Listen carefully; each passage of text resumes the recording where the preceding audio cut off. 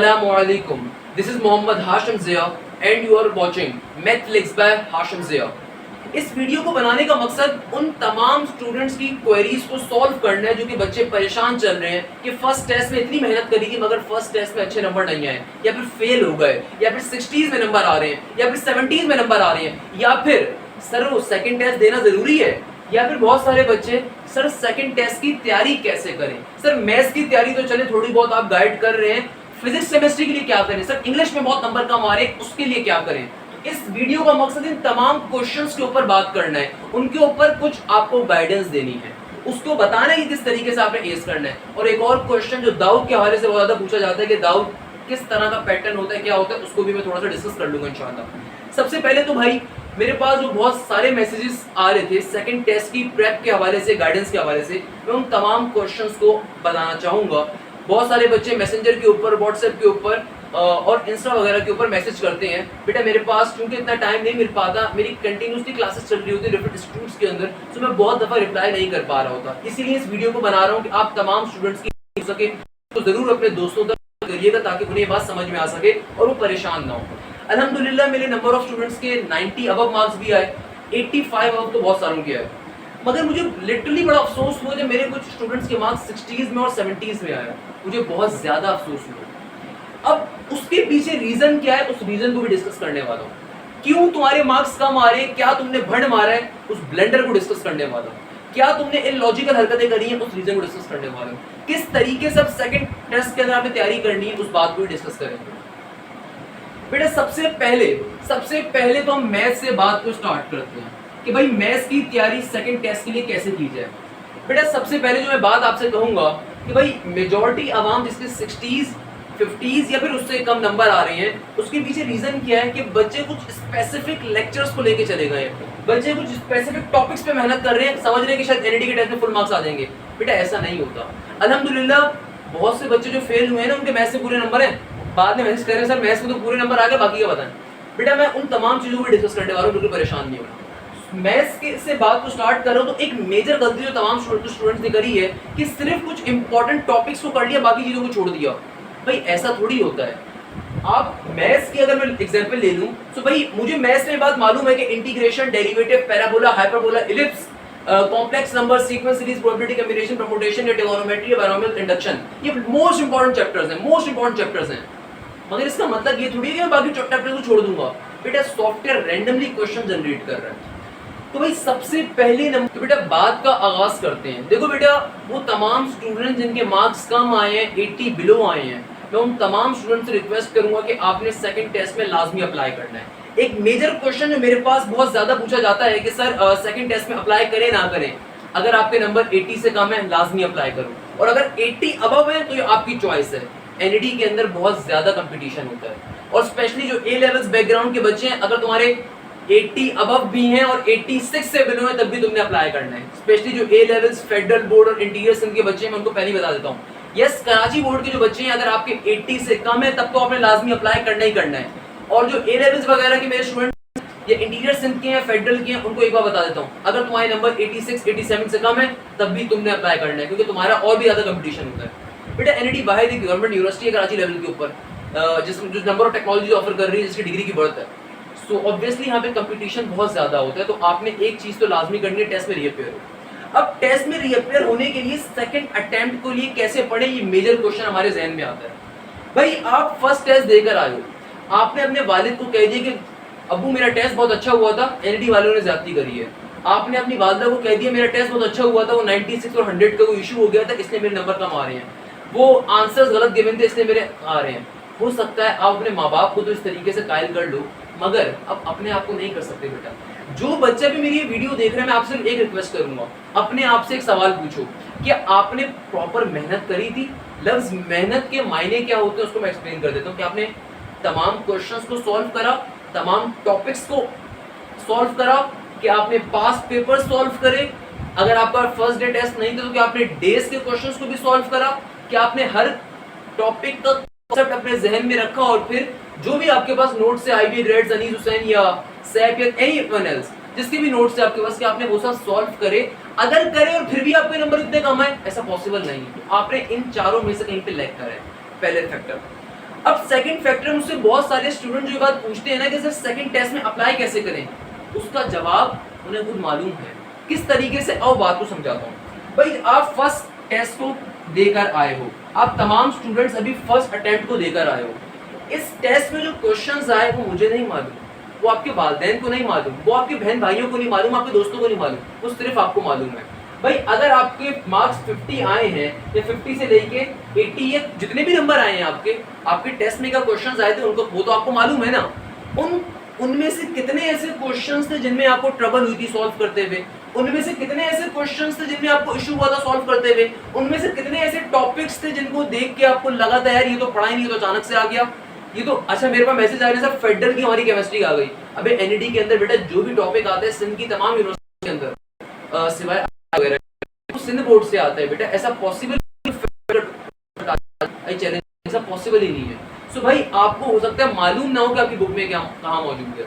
तो वो तमाम स्टूडेंट जो ये कह रहे हैं ना कि सर सेकंड टेस्ट की तैयारी कैसे करें, आपका जवाब यहीं पे लाया करता है कि भाई फर्स्ट टेस्ट में जिन टॉपिक्स में इश्यू हुआ, सबसे पहला काम तो आपने उससे अपनी बात को स्टार्ट करना है। लेट सपोज एक छोटी सी एग्जांपल लेता हूँ। बहुत सारे बच्चों को इंटीग्रेशन में मसला हुआ, सर इंटीग्रेशन आ गई। अच्छा बहुत सारों को मैट्रिसेस में मसला हुआ था, मैट्रिक्स के सिमेट्रिक एसिमेट्रिक मैट्रिक्स वाले जो क्वेश्चंस आ गए थे, पीरियोडिक मैट्रिक्स वाले। सो भाई यहाँ पे आपका पॉइंट पकड़ा गया। अब यानी अगर आपको मैट्रिक्स में इश्यू हो रहा है तो पहले मैट्रिक्स से टॉपिक को कवर करो, उसकी प्रैक्टिस शीट्स को सॉल्व करो, फिर उसके पास पेपर्स के क्वेश्चन को कवर करो, फिर अगले टॉपिक पे जाओ ना यार। अब अगर आप कहते हो कि टाइम नहीं है तो बेटा ये आपका एक बुनियादी फॉल्ट है। इसको हम एक और तरीके से कवर कर सकते हैं कि भाई आप कॉन्सेप्ट पूरा ले लो, पास पेपर्स के क्वेश्चन लाजमी कर लो, प्लस जो डे 1 डे 2 डे 4 डे 5 यानी कि जो अभी फर्स्ट अटेम्प्ट में क्वेश्चन आए थे उनको भी लाजमी सॉल्व कर लो। बहुत सारे बच्चे एक और क्वेश्चन कर रहे हैं, मैं उसके ऊपर बाद में आऊंगा कि सर डे 1 की एमसीक्यू रिपीट हो सकते हैं, नहीं हो सकते दोबारा सेकंड टेस्ट के अंदर, उसको बाद में डिस्कस करते हैं। पहले नंबर के ऊपर आपने क्या काम करना है, फर्स्ट टेस्ट के अंदर जो गलतियां हुई है ना उनको पिक आउट करो। एक पेपर लो, पेपर लेने के बाद हर section for example maths, physics, chemistry, English, check करो भाई मैथ्स में किन टॉपिक्स में फंसे थे, उनको एक जगह नोट डाउन कर लो। फिजिक्स में कौन से ऐसे क्वेश्चंस आए थे उनसे सॉल्व नहीं हुए, उनको एक जगह नोट डाउन करो। केमिस्ट्री में ऐसे कौन से टॉपिक्स जिनमें इशू आया, उनको एक जगह नोट डाउन कर लो। इंग्लिश में किन टॉपिक्स में इशू आया, उनको एक जगह नोट डाउन कर लो। पहला काम तो ये करना है कि आपने उन टॉपिक्स को कवर करना है, क्योंकि जाहिर सी बात है जो आपका वीक पॉइंट है ना, अगर आपने उसको अपनी स्ट्रेंथ बना लिया, आई गारंटी यू कि आपके 85 अबव मार्क्स आएंगे। सो तमाम स्टूडेंट्स को मेरा मशवरा, इस वीडियो का पहला पार्ट तो यही था कि भाई जिन टॉपिक्स के अंदर आपको इशू आ रहा है आपने सबसे पहले उनको कवर करना है। आप पेपर देकर आए हो, आपको इसका बहुत अच्छे से आइडिया है, आपके पास एक एक्सपोजर आ गया, बेटा आपने बिल्कुल परेशान नहीं होना।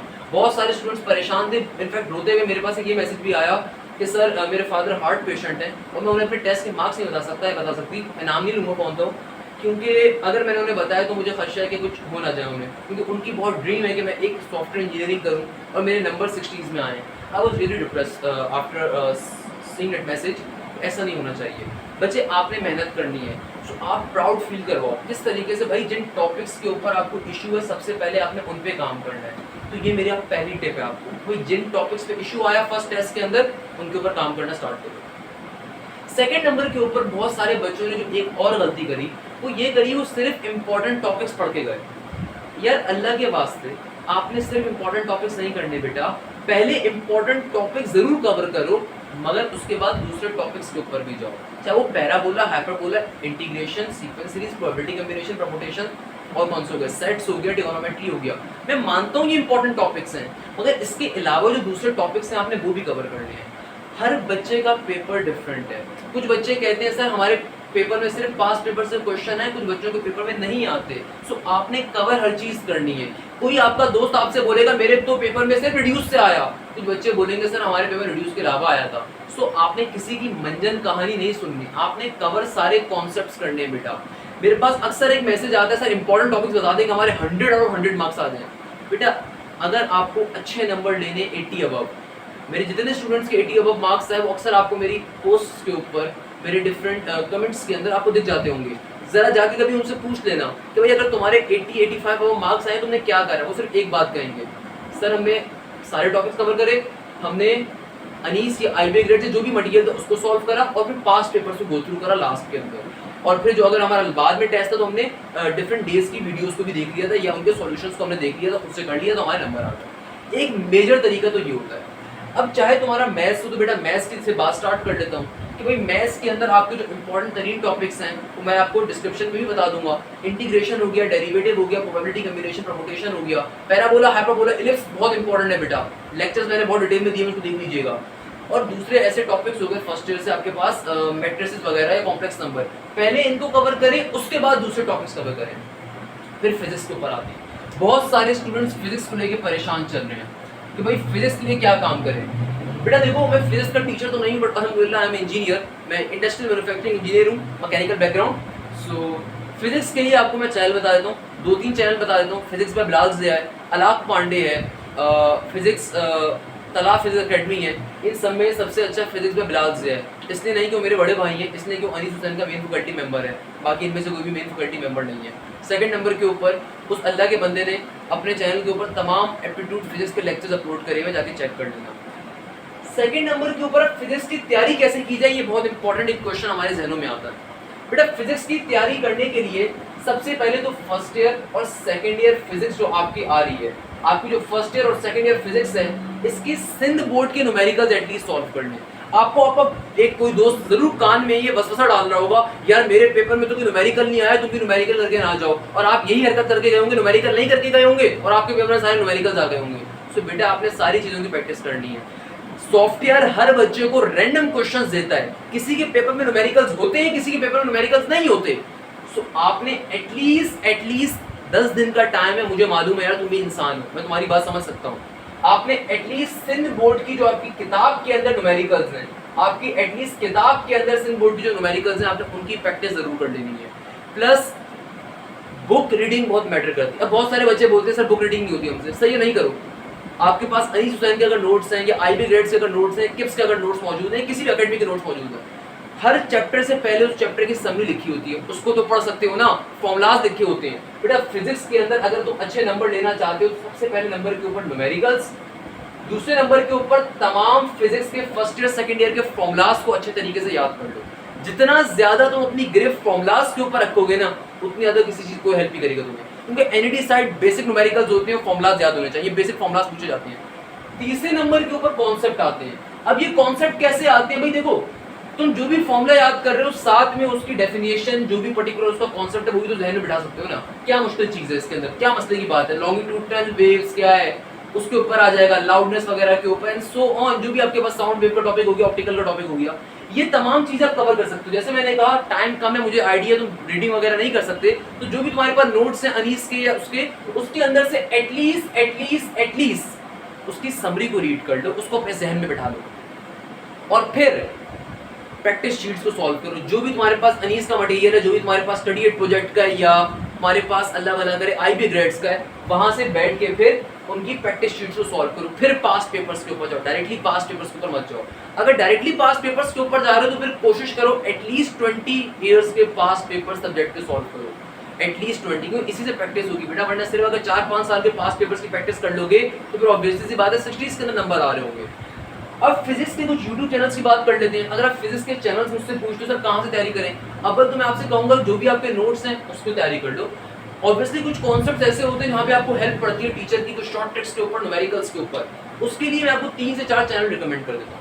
First of all physics by Bilal Zia, second number के ऊपर अलाक पांडे का फिजिक्स है, तलाश फिजिक्स अकेडमी का चैनल है। बट इन सब में से किसी बंदे ने अगर प्रॉपर एप्टीट्यूड फिजिक्स के लेक्चर्स अपलोड करे हुए, फिजिक्स बाय बिलाल ज़िया है। बहुत सारे बच्चे भी बात बोलेंगे सर इतने बड़े लेक्चर होते हैं, तो बेटा अगर किसी ने अपना 1.5 घंटा तुम्हारे ऊपर जाया करा है, 1.5 घंटे में तुम्हें एक कॉन्सेप्ट दिया है, तो कॉन्सेप्ट 10 मिनट में नहीं आ सकता। माशाल्लाह से वैसे ये जुमले तो मुझे भी सुनने को मिलने लगे हैं सर इतने ज़्यादा लेक्चर्स हैं।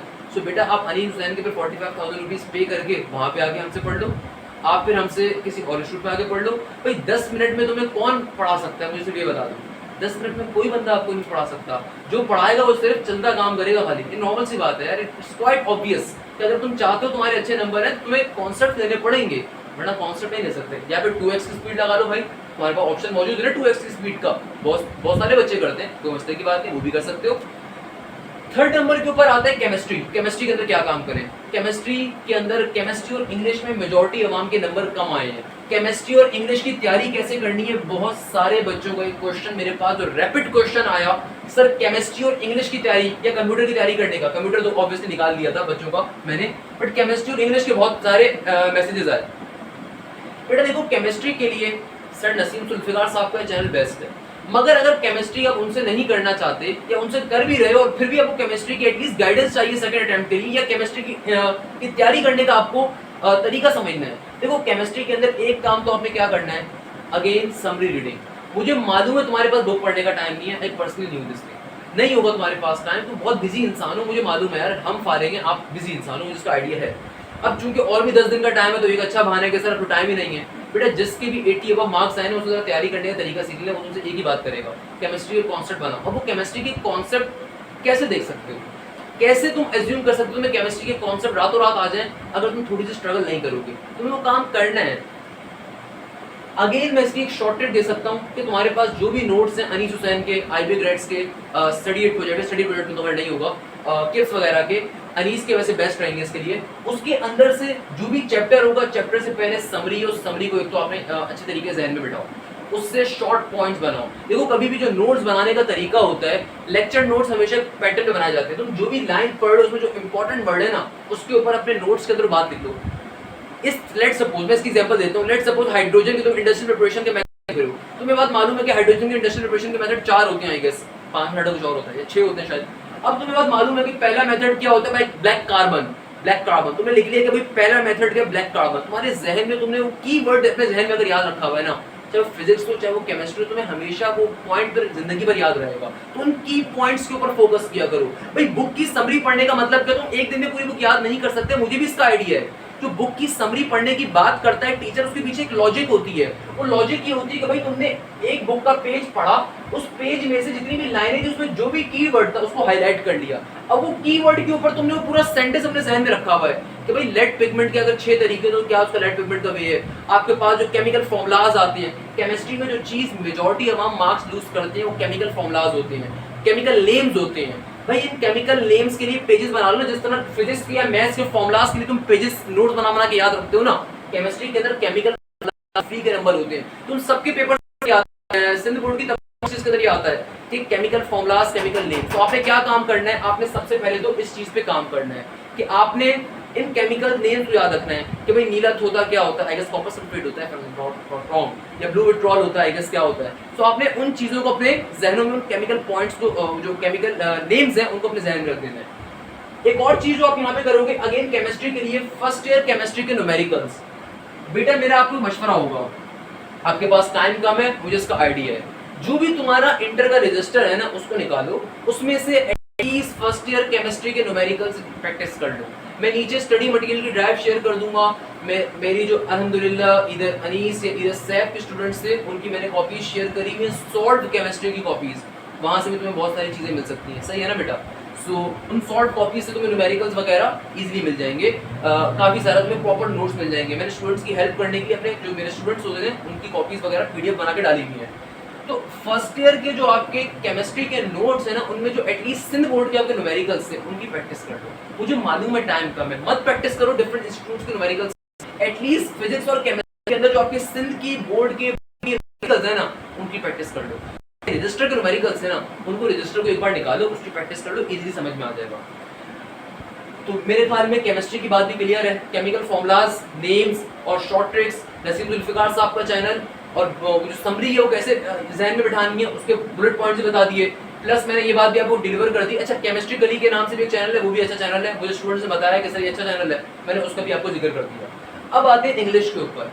बहुत सारे स्टूडेंट्स इंग्लिश के नंबर कम लेकर आ रहे हैं, उसकी रीजन वो समझते हैं इंग्लिश के अंदर इजीली मार्क्स आ जाएंगे, बट इजीली नहीं आएंगे। इंग्लिश के लिए थोड़ी सी मेहनत करनी है, एटलीस्ट सिनोनियम्स, एंटोनियम्स जो होते हैं बेटा उनको तो याद कर लो, जो पास्ट पेपर वाले आ रहे हैं, एग्जैक्टली पास्ट पेपर में रिपीट हो रहे होते हैं। इंग्लिश के अंदर मेजर चीज जो आती है सिनोनियम, एंटोनियम्स, कॉम्प्रिहेंशन, एरर करेक्शन के सेंटेंसेस वगैरह होते हैं। अब इंग्लिश की तैयारी कैसे करें? इंग्लिश के लिए अगेन 3-4 चैनल है। एक तो नसीम जुल्फिकार साहब का चैनल इंग्लिश के लिए भी अच्छा है, एक डेयर सर के नाम से है, एक अमीर एजुकेशन के नाम से चैनल मौजूद है। ये तमाम वो चैनल हैं जो कि सिनोनियम, एंटोनियम बहुत अच्छा पढ़ा रहे हैं और ये इंग्लिश के डिफरेंट मटेरियल बहुत अच्छा पढ़ा रहे हैं, तो आप इनको इजीली यहाँ से इंग्लिश की तैयारी कर सकते हो। मगर मैं आपको अपना भी इंग्लिश का तरीका बता देता हूँ। इंग्लिश की तैयारी करने के लिए एटलीस्ट एनईटी के जो पास्ट पेपर्स हैं अगेन ड्राइव के अंदर से मिल जाएंगे आपको, उसके स्नोनियम मेटोनियम याद कर लो या स्टडी एट प्रोजेक्ट की किताब अपने किसी दोस्त से ले लो और उसके अंदर से इंग्लिश के पोर्शन को कवर कर लो, उसके नॉर्मली क्वेश्चन भी रिपीट हो रहे थे। स्नोनियम मेटोनियम्स हो गए, प्रपोजिशंस हो गए, आपके पास अल्लाह वाला करे और क्या हो गया, कॉम्प्रीहेंशंस हो गए। मैंने डे 1 डे 2 डे 3 के कॉम्प्रीहेंशन शेयर करे हुए मेरे फेसबुक पेज पे सारे क्वेश्चन मौजूद हैं, वहां से उन कॉम्प्रीहेंशंस को देख लो कैसे कॉम्प्रीहेंशंस आ रहे थे। नहीं तो सिंपल यूट्यूब के ऊपर से जाके कॉम्प्रीहेंशन सॉल्विंग स्किल्स सीख लो, कॉम्प्रीहेंशन सॉल्विंग वीडियोस देख लो, तुम्हें सब मिल जाएगा। किसी इंस्टीट्यूट जाके पैसे बर्बाद नहीं करने होते, सब तुम्हारे पास हलवा होता है।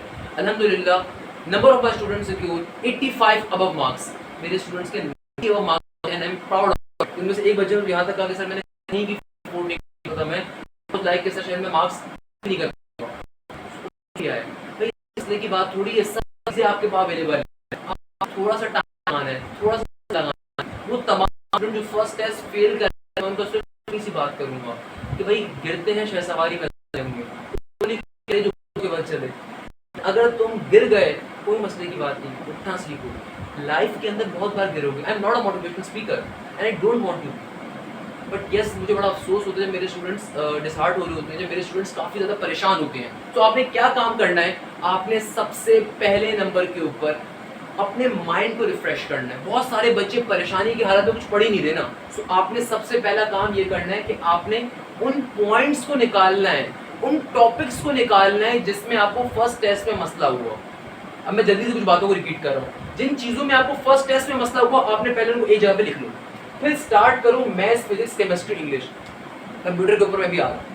आपने फिर स्टार्ट करना है इन चारों में से। अब देखो टाइम कम है तो टाइम किस तरीके से मैनेजमेंट करो, मैं शेड्यूल बता देता हूँ आप लोगों को। कोशिश करो सुबह के वक्त, जो सुबह का टाइम होता है यानी कि 8 बजे से लेके 3 बजे तक का टाइम, या 9 से लेके 3 बजे तक, 8 बजे अगर सो के उठो तो फ्रेश वगैरह हो गए, 9 बजे तक पढ़ने बैठ जाओ। देखो मेहनत करना चाहते हो, अगर तुम चाहते हो एनईटी पहुंचना तो इसके लिए तुम सुबह के 12 बजे नहीं उठ सकते, हम सो सॉरी टू से, मेहनत करोगे तो करोगे। मेरे पास एक क्वेश्चन अक्सर आता है, सर वो कितने घंटे की पढ़ाई करें? व्हाट बुलशिट यार, कितने घंटे की पढ़ाई करें ये क्या मैटर करता है? जब तक तुम्हारा टॉपिक कवर नहीं होता तुमने पढ़ाई करनी है भाई। ये मतलब क्या लॉजिक है कितने घंटे की पढ़ाई करें? सिर्फ 2 घंटे की पढ़ाई करें, 3 घंटे की पढ़ाई करें? यार आई रिमेंबर कि मैं जितने अच्छे बच्चों को जानता हूँ, मैं अपनी एग्जांपल देता, मैं कोई अच्छा बच्चा नहीं हूँ भाई, I am always a back bencher, मेरे तभी के अंदर बैक बेंचर। मैं जितने अच्छे बच्चों को जानता हूँ, जब इस ज़माने हम भी अच्छा पढ़ते थे, कि भाई आपने उस वक्त तक पढ़ना है जब तक आपका उस दिन का जो आपका काम था वो कंप्लीट नहीं हो जाता, दैट्स ऑल। तो आप अगर सुबह जल्दी उठते हो, जल्दी उठना लाजमी है भाई, अगर आपको मेहनत करनी है, तो अगर आप किसी जगह पहुँचना चाहते हो तो आपको उसके लिए स्ट्रगल करनी है। यकीन मानो अगर आप स्ट्रगल कर रहे हो तो अल्लाह भी आपकी स्ट्रगल को कामयाब करेंगे। तो सुबह 9 से लेकर जो दोपहर तक का टाइम है उसके अंदर फिजिक्स और केमिस्ट्री को कवर कर लो। दो दिन फिजिक्स के रखो, 2 दिन केमिस्ट्री रखो, 2 दिन फिजिक्स के 2 दिन केमिस्ट्री। सुबह के टाइम पे जो थ्योरेटिकल काम होता है ना, सुबह जब इंसान उठता है ना, नॉर्मली उस टाइम उसके सेंसेस ज़्यादा अच्छे होते हैं। ये मैं आपको साइंटिफिक बात बता रहा हूँ, मैं क्यों बता रहा हूँ। सुबह अगर नमाज के बाद उठ रहे हो फजर के बाद, तो फजर से लेकर 12 बजे तक या 3 बजे तक जब भी पढ़ रहे हो आप लंच से पहले तक, उस वक्त आप थ्योरेटिकल काम के ऊपर मेहनत करो। और जो शाम का टाइम होता है ना, 4 बजे से लेके रात के 12, 2, 3 जब तक आप बैठ के पढ़ रहे हो, उस वक्त आपने क्या काम करना है, ये सॉल्विंग वाला काम। तो मैथ्स के, न्यूमेरिकल, फिजिक्स, केमिस्ट्री के ये आप शाम के लिए रखा करो हमेशा। जो ये वाला काम होता है ना, इसके अंदर अगर आपका माइंड पूरा हाजिर भी ना हो तब भी आप सॉल्विंग कर सकते हो, प्रैक्टिस कर सकते हो। पहले नंबर के ऊपर तो आपने वो टॉपिक्स करने जो ऑब्वियसली आपको आते नहीं है, तो वो आप समझने पड़ेंगे। समझने के लिए आपको ऑब्वियसली माइंड फ्रेश होना चाहिए। मगर जब आप प्रैक्टिस कर रहे हो ना चीज़ों की, उसके लिए अगर आपका माइंड थोड़ा सा डिस्टर्ब भी चल रहा है ना, आप उसमें प्रैक्टिस कर सकते हो, उसमें इशू नहीं होता उसमें इतना। प्रैक्टिस आप नॉर्मली हेडफोन लगा के कर सकते हो, अपने माइंड को हाजिर रखने के लिए 12-2 बजे तक कर सकते हो, कोई मसले की बात नहीं। मगर जो सुबह का टाइम होता है ना, बहुत अच्छा टाइम होता है, उसमें थ्योरेटिकल काम पे जाओ, उसमें फिजिक्स, केमिस्ट्री, इंग्लिश के सुनने में अगर उसमें याद करो। बहुत सारे बच्चों ने जो एक और ब्लेंडर किया था कि इंग्लिश को बिल्कुल टाइम नहीं है, तो बेटा तो एटलीस्ट हर 2 दिन या 3 दिन के बाद इंग्लिश का लाजमी टाइम है। इसके स्नोनियम्स हो गए, एंटोनियम्स हो गए, सेंटेंस करेक्शन हो गई। मैंने तमाम इंग्लिश के पास पेपर शेयर करे हुए हैं, मैंने अनीस हुसैन की किताबें शेयर करी हुई हैं, मैंने IB ग्रेड्स का मटेरियल शेयर करा हुआ है अपने ड्राइव के अंदर। उस ड्राइव के अंदर से उन तमाम चीज़ों, मेरे ख्याल में इंग्लिश की किताब नहीं है शायद उसमें, बट बाकी सारी चीज़ें मौजूद हैं उसके अंदर। तो वहाँ से इंग्लिश के पास पेपर्स को गो थ्रू करो, किस तरीके से क्वेश्चंस आ रहे हैं, किस तरीके से नहीं आ रहे। मैं इंग्लिश के लिए आपको टिप दूंगा कि तमाम पास पेपर से पेपर को सॉल्व कर लो, तमाम क्वेरीज को गो थ्रू करो, आपको इससे बहुत फ़ायदा होगा बेटा, बिलीव में बहुत फ़ायदा होगा आपको। अब आते हैं कंप्यूटर के ऊपर। बहुत सारे बच्चे कंप्यूटर को लेकर परेशान चल रहे थे। बेटा कंप्यूटर का मैंने जितना मटेरियल ड्राइव में दिया हुआ है मोर देन इनफ है, उसको आप गो थ्रू कर लीजिए, उससे आप इजीली कंप्यूटर का सेक्शन क्लियर कर देंगे। वैसे मैंने कंप्यूटर के जो फर्स्ट अटेम्प्ट में क्वेश्चंस आए उनको भी शेयर करा हुआ है, उन्हीं टॉपिक से पेपर आ रहा होगा, उसको आप गो थ्रू कर लो। अब एक क्वेश्चन जो बार बार मुझसे स्टूडेंट्स पूछ रहे हैं, सर क्या फर्स्ट अटेम्प्ट वाले क्वेश्चन ही सेकंड अटेम्प्ट में आएंगे? खुदा का वास्ता ये फनकारी मत करो, ये अपने साथ ज्यादती मत करो, तैयारी पूरी चीज़ की करो, तैयारी तमाम टॉपिक्स की करो। मैंने आपको प्रॉपर मेथड बता दिया। बेटा मुझे इससे कुछ नहीं मिलेगा, चूंकि बार बार बच्चे परेशान हो रहे थे, ये वीडियोस तमाम स्टूडेंट्स के लिए। मेरा मानना क्या है, अल्हम्दुलिल्लाह स्टूडेंट्स के लिए काम मजा आता है। I really love to work for this. वो बच्चे स्पेशली कंफ्यूज हैं, वो बच्चे जो नहीं अफोर्ड कर पाते टीचर्स को, उनके लिए काम करने में बड़ा प्राउड फील करता हूँ मैं। कहने का मतलब है कि अपने साथ ये गलती आपने नहीं करनी। आपने इन तमाम टॉपिक्स को कवर करना है, चाहे वो फिजिक्स हो, चाहे वो केमिस्ट्री हो, चाहे वो मैथ्स हो, चाहे वो कंप्यूटर हो, चाहे वो इंग्लिश हो। यस, जो फर्स्ट अटेम्प्ट में क्वेश्चंस आए उनको लाजमी देखो, उनको हाथ से सॉल्व करो। मैंने सारे के सारे क्वेश्चंस अपने Facebook page Mathlix by Hashim Zia के ऊपर डाले हुए। उसको स्क्रॉल डाउन करोगे तुम्हें डेज के हिसाब से प्रॉपर शिफ्ट के पेपर ABCDEFGHI तमाम पेपर्स मिल जाएंगे, तुम्हें हर चीज़ मिल रही होगी। मैंने इनफैक्ट मैथ्स के तमाम पेपर्स को सॉल्व भी करवाया हुआ है। उन पेपर्स को लाजमी देखो, लाजमी करके जाओ, उनकी वीडियोस को लाजमी देखो। मगर उन पे डिपेंडेंट नहीं, पहले बता रहा हूँ। हो सकता है क्वेश्चंस डिफरेंट हो जो हमारे पास इन सोर्सेज से खबर आ रही है, मगर डिफिकल्टी लेवल सेम होगा। I assure you this thing. Obviously अगर क्वेश्चंस की प्रैक्टिस तो उससे आपको काफी फायदा होगा बेटा। तो ये तमाम बातें जो मैं आपसे आज कहना चाहता था, मैंने इस वीडियो में कही। स्पेशली लास्ट के अंदर मैं तमाम स्टूडेंट से मुखातिब हूँ। बेटा आपने परेशान नहीं हो, ये वीडियो आप तमाम स्टूडेंट्स के लिए है। इस वीडियो को बनाने का तमाम स्टूडेंट्स करना है। वो तमाम जो परेशान हो रहे हैं, सर मेरे 40s में मार्क्स आए हैं, मेरे 50s में मार्क्स आए हैं, मेरे 60s या 70s में मार्क्स आए हैं, या फिर 85 से बिलो मार्क्स हैं इंटीरियर से, या फिर दूसरे जो स्टूडेंट्स हैं ए लेवल्स वालों के, उनके लिए भी बेटा आपने परेशान नहीं होगा। Really acknowledge your efforts. मैं रियली आपकी तमाम एफर्ट्स की रिस्पेक्ट करता हूँ, बट बेटा कभी कभार कुछ चीज़ें ऐसी होती हैं जिन पे आपको तस्लीम करना होता है। आपने मेहनत जारी रखनी है, आपने डिसहार्ट नहीं होना। यार बहुत दफ़ा अगर एक चीज़ नहीं मिलती ना, तो अल्लाह मियां ने उससे बेहतर हमारे लिए चीज़ रखी हुई होती है। हमें बस वो एफर्ट्स करके वो चीज़ लेनी होती है। मैं कोई मोटिवेशनल स्पीकर नहीं हूँ, बट स्टिल मैं एक बात जानता हूँ, अगर आपने मेहनत करी है आपको उसका अजर लाजमी मिलेगा। अगर आप समझते हो कि आपने मेहनत करी है, आपने हर चीज़ करी हो, इसका जवाब कि आपने मेहनत करी है नहीं करी है आप बेहतर जानते हो, मैं नहीं जानता। आप इस चीज़ को देख रहे हो, अपने आप से सवाल करो, क्या वाकई आपने फर्स्ट अटेम्प्ट में पूरी जान मारी थी, एक एक चीज़ का किया था? क्या तमाम कॉन्सेप्ट करके गए थे?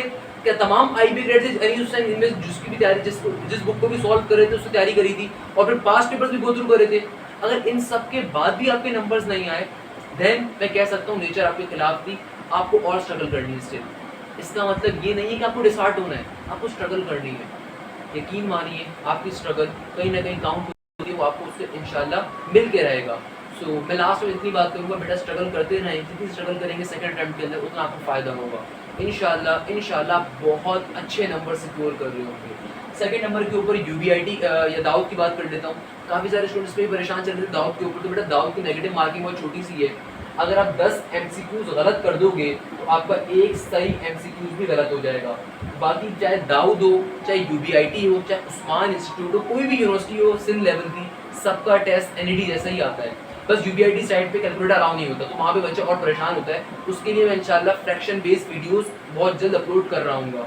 कहने का मकसद क्या है, चाहे UBIT हो, चाहे दाऊद हो, चाहे NED हो, सबका टेस्ट सिंध बोर्ड से आता है, सिंध बोर्ड की तैयारी करनी होती है। तो NED अगर तैयारी कर रहे हो तो हर यूनिवर्सिटी की तैयारी आपकी ऑटोमेटिकली हो रही है, चाहे दाऊद हो, चाहे उस्मान हो, चाहे UBIT हो। दाऊद के अंदर नेगेटिव मार्किंग का सीन ही होता है, 20 नंबर लेने वाला पास हो जाता है, मगर नेगेटिव मार्किंग का सीन ही होता है अगर आपने 10 MCQs गलत कर दिए तो आपको जो एक MCQ सही था वो भी गलत हो जाएगा। नेक्स्ट NED साइड को नेगेटिव मार्किंग नहीं होती, उस्मान साइड कोई नहीं होती, UBIT साइड कोई नेगेटिव मार्किंग नहीं होती। UBIT साइड हमारी टेस्ट क्लियर करना होता है। तो इस वीडियो के अंदर मेन चीज़ आपको पूरा कॉन्सेप्ट समझाना था, आपने क्या करना है क्या नहीं करना। बाकी डिस्क्रिप्शन के अंदर मैं एक और चीज़ डाल दूंगा, कुछ चैप्टर अपलोड कर दूंगा, आप वहाँ से मजीद हेल्प ले सकते हैं। आई होप कि आपको पूरी बात समझ में आई होगी इंशाल्लाह। मेरी तरफ से आप तमाम स्टूडेंट्स को बहुत सारी दुआएं, स्पेशली वो स्टूडेंट्स जो बहुत अच्छे नंबर लेकर आए उनको बहुत सारी congratulations. I really respect your efforts बेटा। सेकंड नंबर के ऊपर अगर आप चाहते हो 85 84 मार्क्स लाने के बाद भी कि आपको सेकंड अटेम्प्ट देनी चाहिए, so go for it. NED side 0.001% के ऊपर फील्ड्स ऊपर नीचे हो जाती हैं। सो अगर आपके 84 मार्क्स आए और आप सेटिस्फाइड नहीं हो तो आपको सेकंड अटेम्प्ट देनी चाहिए, क्योंकि इस बार मेरिट ऊपर जाएगा बेटा, ओपनली कह रहा हूँ। क्योंकि सिर्फ साइंस सब्जेक्ट्स के पेपर हुए तो हर एक की इंटर में परसेंटेज इंशाल्लाह अच्छी ही आ रही होगी। मेरी 90 मार्क्स वाली स्टूडेंट सेकंड अटेम्प्ट में जा रही है। मैंने उससे पूछा भाई क्यों जा रहे हो, तो शी सेड टू मी ये सर मैं सेटिस्फाइड नहीं। जब उसने ये जुमला मुझसे बोला तो I totally agree with him. तो भाई अगर एक बच्चा सेटिस्फाई नहीं है बिल्कुल जाना चाहिए सेकंड अटेम्प्ट के अंदर, तो टोटली आपकी चॉइस है। अगर आपके मार्क्स 84 85 आए हुए हैं और आप चाहते हो कि आप सेकंड अटेम्प्ट में और तैयारी करके दो, गो फॉर इट बेटा, लाजमी गो फॉर इट, क्योंकि ये चीज़ ये मौका दोबारा ज़िंदगी में नहीं आएगा। सेकंड टेस्ट बहुत ज़रूरी है और वो तमाम स्टूडेंट जिनके 40 या 50 या 60 में नंबर आए हैं, बेटा सेकंड टेस्ट में बहुत मेहनत करनी है। मेहनत करने का कि सिंपल तरीके से तमाम टॉपिक्स को पहले कवर करें, समरीज को रीड करें, तमाम एमसीक्यूज को सॉल्व करें, चाहे सॉल्व पेपर्स के बाद में करने हैं। पहले जिस भी कोचिंग सेंटर के कर रहे हो उसको करो, चाहे अनीस है चाहे आईबी ग्रेड्स है, मटेरियल तुम्हें सारा मिल जाएगा। उसके बाद पास पेपर से करने, और अगर तुम समझते हो कि तुम्हें सिर्फ पास पेपर्स करने हैं तो एटलीस्ट 20 to 30 ईयर्स के पास पेपर्स करो। मैंने सारे अपलोड करे हुए ड्राइव के अंदर, पूरा खजाना है उस ड्राइव के अंदर। क्लियर है बच्चों? आई होप कि तमाम स्टूडेंट्स 25 के बाद जब रिजल्ट्स आ रहे होंगे, बच्चे से जब सेकंड टर्म स्टार्ट होंगे, 5 या 6 तारीख को रिजल्ट्स आएंगे, हंसते मुस्कुराते इस वीडियो के नीचे कमेंट करेंगे कि sir we have scored 80 above marks and 75 above marks, so I will be really proud of you guys. इंशाल्लाह, जज़ाकल्लाह, थैंक यू सो मच, खुदा हाफिज़। Hashim Zia signing of.